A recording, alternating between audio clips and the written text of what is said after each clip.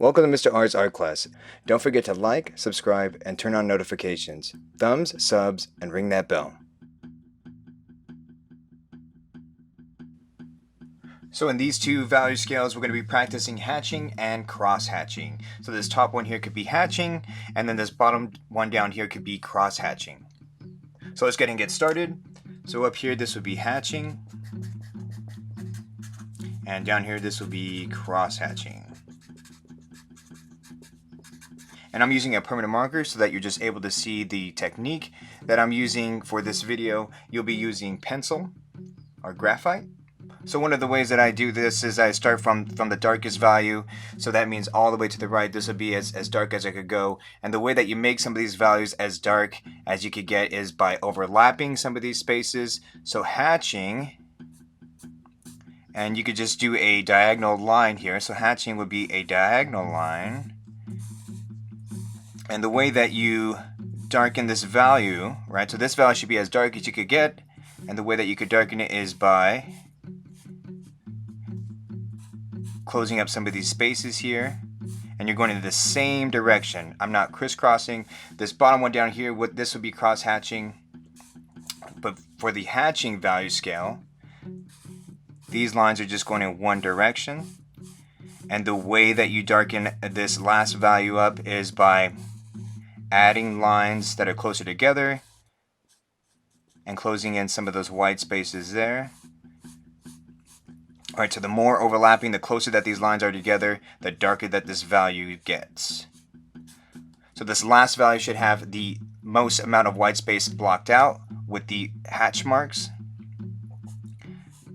So this value here should be a little bit lighter than that one. This value should be lighter than this one. This value should be lighter than this one. So by the time you get to the left-hand side, this should be white.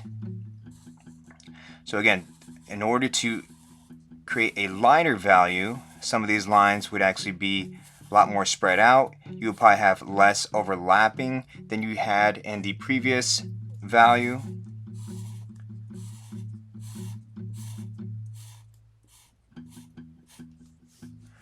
Right, so just by not overlapping as much, this value looks lighter than this one.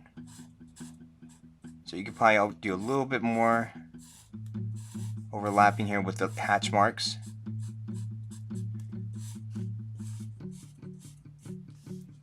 Okay, so this one's a little bit lighter than that one because there's less overlapping. These lines are a little bit more spread out. So then in this value, same direction, you're not changing direction with each and every value. In this value, these lines are a little bit more spread out. There's less overlapping.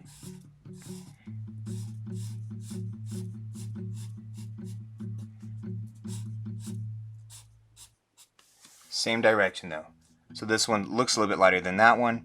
This one looks a little bit lighter than that one, just because there's less overlapping and some of those lines are a lot more spaced out for the hatching. So for cross hatching down here, we're going to do the same technique, but they're going to crisscross. They're going to go in different directions. So we're still doing some diagonal lines here.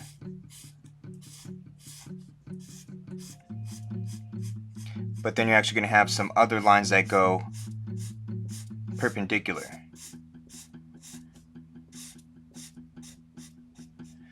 Alright, so you have to keep going in different directions.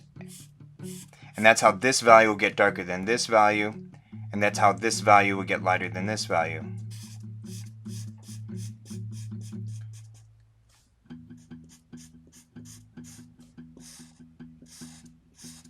So in order to darken up a value, you have to overlap more, and you have to close off some of these spaces, these white spaces here. So try to go all the way to the edge of these rectangles of each and every single value scale.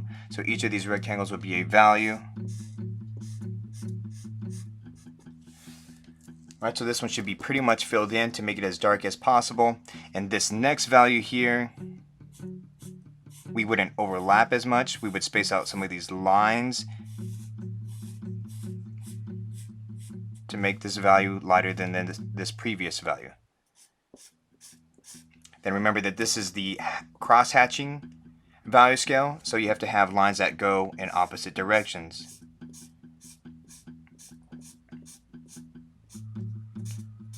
Try not to make these lines go vertical and horizontal. Try to do some diagonal lines here when you're doing your cross-hatching value scale.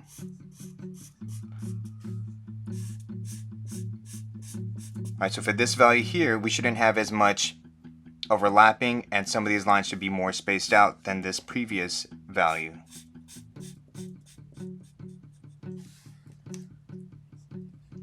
Okay, so then we could work on this next value here. Try to go all the way to the edge. Right, so then we could go this opposite direction. Make sure that these lines are perpendicular. Okay, so that's how you do a hatching and cross-hatching value scale. Remember, one way to make these a little bit lighter as you move towards the left is by doing less overlapping, and to actually space out some of these lines that you use for both the hatching and the cross-hatching. By the time you get all the way to the left, it should get lighter and lighter and lighter, and by the time you get all the way to the left, it should be white.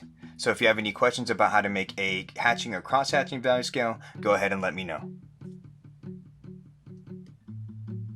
Thank you for watching the video. Don't forget to like, subscribe, and turn on notifications. And feel free to watch any of the other related videos.